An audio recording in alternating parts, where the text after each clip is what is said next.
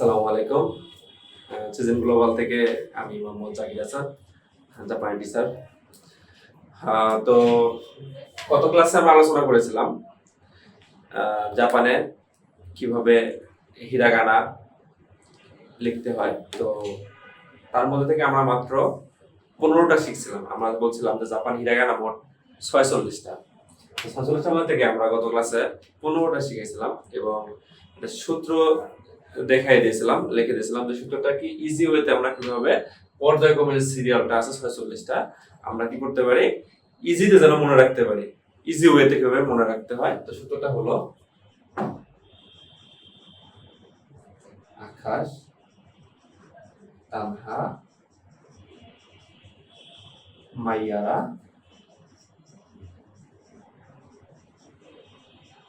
ওয়ানে পড়ে। তো গত ক্লাসে আমরা আকাশ পর্যন্ত শিখেছিলাম। তো আজকে ক্লাসে আমরা জাস্ট তানাটা শিখাবো এবং পরবর্তী ক্লাসে আমরা পার্ট 3 তে আমরা পরবর্তী যে লেটারগুলো থাকে আমরা সেগুলো নিয়ে আলোচনা করবো, কিভাবে একদম সহজ ইজি ওয়ে টেকনিকে কিভাবে লিখতে হয়। তো আমরা গত ক্লাসে একটু বলছিলাম, গত ক্লাসে কথাটা অ্যাড করি, সেটা হলো যে জাপানিতে সবকিছুই রুলস রেগুলেশনের উপর দিয়ে চলে, নিয়ম কানুনের উপর চলে। আপনি ইচ্ছা করলেই আপনি মন ইচ্ছা মতো কোনো কিছু করতে পারবেন না। তো জাপানিতে ডেটাগুলো যে লিখবেন আপনি সেখানে ওরা বিভিন্ন নিয়ম কানুন দিয়ে দিয়েছে, যেটাকে বলা স্টক অর্ডার বলছিলাম। তো আজকে সেই স্টক অর্ডার ফলো করে আমরা ইনশাআল্লাহ তানহা মানে 15টা লেটার শেষ করব। তো শুরু করা যাক। প্রথমত তা লাইনটা আমরা গত ক্লাসে যেমন শিখছিলাম, সা ছিল, সি ছিল, সু ছিল, সে ছিল, সো ছিল। তো একটা ডিফারেন্স ছিল, একটা লেটার ডিফারেন্স ছিল। বাট আজকের ক্লাসে আরেকটু ডিফারেন্স হবে। আমার একটু ডিফারেন্স হবে, সেটা হলো তা লাইনে হওয়ার কথা ছিল হলো তা, তি, তু, তে, তো। বাট একটু ডিফারেন্স করে দিছে, এই দুটা লেটার উচ্চারণ একটু ভিন্ন হবে। সেটা হলো তা, সি, সো। তা, সো খণ্ডত্ব এবং সো। খণ্ডত্ব একটু তাড়াতাড়ি উচ্চারণ হবে এবং মুখের সামনের দিক দিয়ে উচ্চারণ হবে, সো। ওকে, সো দেখেন তাটা কিভাবে লিখতে হয়। আমরা গতকালকে যে স্টপ অর্ডার ফলো করেছিলাম, এই যে তো প্রথমে লিখছিলাম এই দাগ, তারপরে এইটা, তাই না? সো আজকে আর মতো অনেকটা জাস্ট লাস্টে আমরা যে 9টা দিছি এই 9টা হবে না, ঠিক আছে? তো কেমন হবে আমরা দেখি।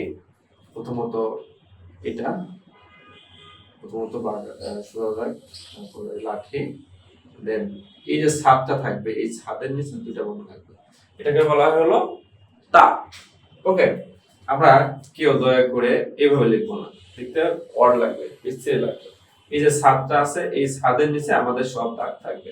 আমাদের বাসা যেমন কি ছাদের উপরে রুম থাকে না, সেম এরকম হবে। হ্যাঁ, সো আমি একটু দেখাই দেই। প্রথমে এইটা লাঠি, তারপরে এটা বলা হয় তা। সো নেক্সট লাইনে চলে যায়। উচ্চারণ হবে হলো চি, উচ্চারণ হবে চি, তা চি। চিটা প্রথমত এটা দিব, তারপরে পাঁচের মতো, হ্যাঁ পাঁচের মতো দিয়ে দেবো, এটা হলো তা চি হয়ে গেল। ওকে, তারপরে পরবর্তী যেটা শিখবো সেটা হলো ছু, উচ্চারণ হবে ছু। আগেরটা ছিল শুধু সু, আর এখন খণ্ডত্ব সু, তাহলে উচ্চারণ অবশ্যই একটু ভিন্ন থাকবে। সো এর ব্যবহারটাও একটু ভিন্ন আছে, আমরা একটু শিখাবো, সেটা পর্যায়ক্রমে আমরা ইনশাআল্লাহ শিখাবো। সো আজকে শুধু লেটারটা শিখি। সো লেখাটা হবে হলো তাচিৎসু, এটা অবশ্যই নিচ থেকে উপরে যাবে এইভাবে। আমরা অনেকে এইভাবে লিখি, না এটা হবে না। হ্যাঁ, এটা হবে না, এটা লেখার কোনো প্যাটার্ন না, স্ট্রাকচার ফলো করে হবে না। এটা হলো নিচ থেকে সুন্দর করে এটা উপরের দিকে যাবে, এইভাবে হবে, ঠিক আছে? সো তাচিৎসু। তার পরবর্তী যে লেটারটা আছে একদম ইজি, সেটা হলো তে, তো। হ্যাঁ, সো তেটা একদম ইজি। আমরা যে ওই যে আরবিতে যে পড়ছি, কি বলে জিম হার খ, যে একটা শব্দটা পড়ছি সেম ওরকম। সো তোটা প্রথমত আগে এইটা, তারপরে এইটা।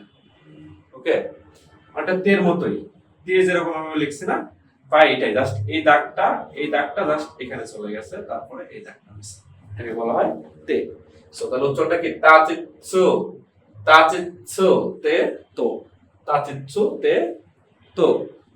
ওকে, আশা করি আমার লেখার প্যাটার্ন দেখে ইজিলি পারবো।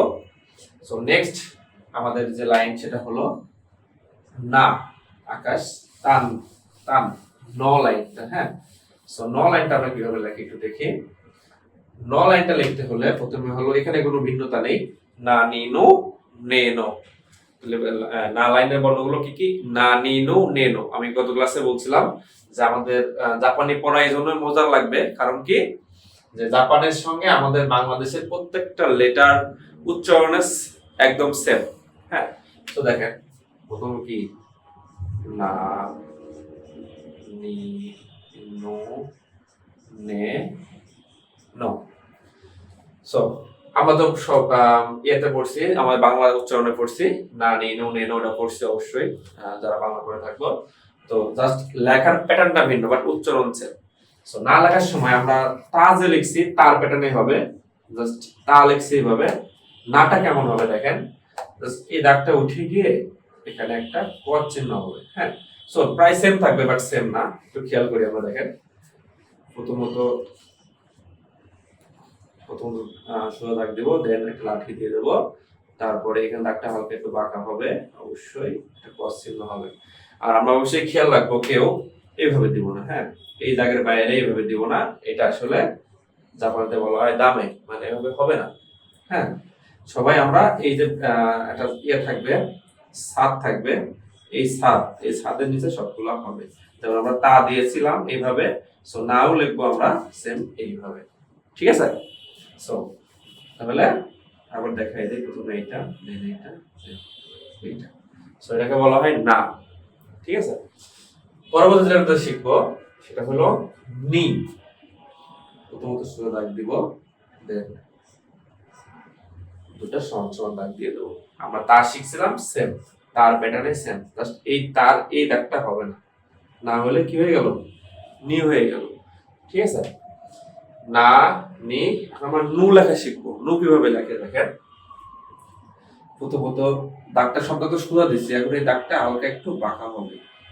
হ্যাঁ, বাঁকা হওয়ার পরে আমরা এবারে প্যাটার্ন দিয়ে দেবো। মানে আমরা যে লিখছিলাম, সবাই তো জানেন 9টা লিখছিলাম, এই সেম, জাস্ট এই 9টা সোজা করে লিখছিলাম, আর এই 9টা আমরা একটা হালকা একটু বাঁকা করে লিখছি, আর সঙ্গে মাথায় একটা মারু দিয়ে দিয়েছি। ঠিক আছে, সবাই হয়তো বুঝতে পারছেন যে আর মতোই প্যাটার্ন। ঠিক আছে, জাস্ট উপরে দাগটা নাই, আর এই দাগটা সোজা ছিল, এই দাগটা কি হয়ে গেছে, এই দাগটা বাঁকা হয়ে এইভাবে। আর লেখার সময় আমরা বলছিলাম যে অবশ্যই আমরা চেষ্টা করবো যেন এই বৃত্তটা যেন কি এই মাঝামাঝি বরাবর থাকে, দূরত্ব যেন প্রায় কি থাকে, সেম থাকে না। ওকে, সো না নি নো। আমরা এখন শিখবো কিভাবে নে লেখে। সো নে লেখাটা নুর মতোই অনেকটা, দাগটা সোজা হবে। হ্যাঁ, দাগটা সোজা হওয়ার পরে আমরা একটা জেড লিখবো এইভাবে। অবশ্যই খেয়াল করব আমরা জেড এর যে এই দাগটা, এই দাগগুলো আমরা কিভাবে স্পেস করব না। হ্যাঁ, এই দাগটা আমরা কি করব, সবসময় ছোট রাখার চেষ্টা করব, তাহলে দেখতে সুন্দর লাগবে। আপনি যদি এইভাবে লেখেন দেখতে কি লাগবে, বিশ্রী লাগবে, তাই না? বাট আপনি এটাই যদি এই দাগটাই ছোট করে দিবেন, স্পেসটা, জেড এর স্পেসটা ছোট করে দিবেন, দেখতে সুন্দর লাগবে। হ্যাঁ, আর এই যে দাগগুলো পড়ছে, এই দাগগুলো চেষ্টা করবেন যেন এই দাগের কি থাকে, মাঝামাঝি বরাবর থাকে। এই দাগের যেন কি মাঝামাঝি বরাবর থাকে, এবং লাস্টে যে দাগটা দিবেন এই দাগটা সবার থেকে একটু বড় হয়ে দাগটা নিচের দিকে একটু এসে এভাবে সোজা হয়ে যাবে। ঠিক আছে, আমি একটু দেখাই দিই। দেখেন এইটা দাগটা সোজা করে দিয়ে সেটাকে বলা হয় না নি নু নে, এটাকে বলা হয় নে। তাহলে আমরা শিখলাম কি, না নি নু নে শিখলাম। ওকে, সো না নি নু নে শেখার পরে এখন আমরা শিখবো হলো নোটা কিভাবে লেখে। নোটা লেখে আমরা প্রথমে ত্রিভুজ আকৃতির মতো করব, করে এভাবে ক্লোজ করে দেব। হ্যাঁ, ত্রিভুজ আকৃতির মতো করব। হ্যাঁ, ত্রিভুজ আকৃতির মতো করে আমরা এভাবে ক্লোজ করে দেব, এটাকে বলা হয় নো। তাহলে আমরা কি শিখলাম? না নি নু নে নো। গত ক্লাসে আমরা গত ইয়াতে শিখলাম কিতে তা চিচ্ছু তে তো। হ্যাঁ, সেকেন্ড পার্টে শিখলাম তা চিচ্ছু তে তো প্রথমে। তো সেকেন্ডে শিখলাম হলো কি না নি নো নে নো। তো হবে কি না নি নো নে নো। সো আজকে লাস্ট যেটা আলোচনা করব লেখার সিস্টেম সেটা হলো কি হা নিয়ে। দেখেন হাতে একটা ডিফারেন্স আছে, হ্যাঁ, সেটা হলো হাইফু হে হো। সো এখানে হাই হি আসলে হওয়ার কথা ছিল হু, কিন্তু হু না হয়েছে ফু। আমাদের একটু মনে রাখতে হবে এটা, যে হলো তারপর সি হয়, তারপর হলো তিৎসু হয়, তিতু হয় না। আর হাই হি হু, হুর হুর জায়গায় হলো ফু। এটুকু আমার তিনটা বিষয় মনে রাখতে হবে আমাদের, হ্যাঁ, একটু ভিন্নতা। সো হাটা যখন আমরা লিখবো তখন আমরা যে কে লিখছিলাম হয়তো মনে আছে, যখন আমরা কে শিখাইছিলাম এইভাবে যে দাগটা প্রথমে থাকবে, এর মাঝামাঝি বরাবর দাগটা হয়ে এইভাবে হবে। সো এটাই জাস্ট এই দাগটা মাঝামাঝি পয়েন্টে না হয়ে একটু উপরে হবে, স্পেস সহ উপরে হয়ে তারপরে এভাবে ক্লোজ হয়ে যাবে, এটাকে বলা হয় হা। ঠিক আছে, তো হা লেখাটা আমরা আবার একটু দেখাই দেই। কে আর হা অনেকটা আমাদের কি প্রায় সেম। সো প্রথমে আগে শুরু থাক একটু উপরে, মাঝামাঝি থেকে একটু উপরে স্পেস রেখে দেন এটা হলো হা। ওকে, তো হা লেখাটা আমরা শিখলাম। এখন হি, হিটা হলো আমরা যে ইংলিশে ইউ লিখছিলাম, সবাই তো জানা আছে, সবাই আমরা যে ইউটা লিখি এইভাবে, সবাই আমরা ইউ লিখি। সো একদম same, Ha R he, you আর হির মধ্যে একদম সেম। পার্থক্যটা হলো একটু জাস্ট প্রথমে শুধু দাগটা হবে, দেন এটা হবে, দেন এটা হবে। সো হা হি, এটা হলো হা হি, ইউর মতো বাট ইউ না, হ্যাঁ, একটু ডিফারেন্স। হা হি, ঠিক আছে। তো তারপরে আমরা যে লেখাটা শিখবো সেটা হলো ইজি ওয়েতে, সেটা হলো ফু। সো ফুটা কিভাবে লেখে দেখেন, ফুটা প্রথমে আগে উ লিখবো আমরা, হ্যাঁ, প্রথমে আগে আমরা উ লিখবো, আমরা যে উ লেখা শিখছিলাম, দেন বাম পাশে একটা, ডান পাশে একটা, এটাকে বলা হয় হাই ফু। ঠিক আছে, তাহলে এই ফু লেখাটা আমরা একদম ইজি। প্রথমত আগে এইটা, তারপরে এইটা, এইটা, বাম পাশে একটা দাগ, তারপরে ডান পাশে একটা দাগ। ঠিক আছে, অবশ্যই আমরা স্ট্রাকচারটা ফলো করে লিখবো। হ্যাঁ, আগে এইটা, তারপরে এইটা, তারপরে এইটা, তারপরে এইটা। ওকে, সো তারপরে হে লেখাটা শিখবো আমরা। হেটা সবচেয়ে ইজি, নিচ থেকে উপরে যাবে, উপর থেকে নিচে আসবে। অবশ্যই আমাদের খেয়াল রাখতে হবে প্রথম যে দাগটা হবে এই দাগের থেকে, 1 নম্বর দাগের থেকে 2 নম্বর দাগের জন্য কি থাকে সব সময় বড় থাকে, কেউ আমরা এইভাবে দেব না, দেখতে বিশ্রী লাগে। হ্যাঁ, ঠিক আছে, সো 1 নম্বর দাগের থেকে 2 নম্বর দাগটা যেন কি থাকে বড় থাকে। সো হাই ফু, হাই ফু, হাই ফু হে। হ্যাঁ, হাই ফু হে। এখন আমরা শিখবো হো কিভাবে লেখে। দেখেন প্রথমে সোজা দাগ, এরপরে সমান সমান, হ্যাঁ, সমান সমান দাগ হবে, তারপরে দাগটা একটু বড়, ছোট দাগ থেকে একটু বড় হবে, তারপরে এটা হবে, এটাকে বলা হয় হো। আবার একটু দেখি, প্রথমে আগে এটা দাগ স্পেস থেকে প্রথম একটা ছোট, তারপরে দাগটা হালকা একটু বড়, দেন এই দাগটা অবশ্যই কি বের হবে না। ঠিক আছে, তাহলে প্রথমে আগে 1 2 3 তারপরে 4, এভাবে আমরা লিখবো। ঠিক আছে, তাহলে এটাকে বলা হয় হো। সবাই আমরা স্ট্রাকচার ফলো করে লিখবো। আশা করি আমাদের ক্লাস আপনাদের অনেক উপকৃত করতেছে। যারা আমাদের সঙ্গে নিয়মিত থাকবেন তাহলে কিভাবে আমরা ইজি ওয়েতে এবং স্ট্রাকচার ফলো করে কিভাবে শিখতে হয় আমরা ইনশাআল্লাহ শেখাবো। সো আজকের মতো এখানেই শেষ। আমরা পরবর্তী ক্লাসে ইনশাআল্লাহ আলোচনা করব মাইয়ারা 1 এ পড়ে, এটুকুনি। সবাই ভালো থাকবেন, সুস্থ থাকেন। আসসালামু আলাইকুম।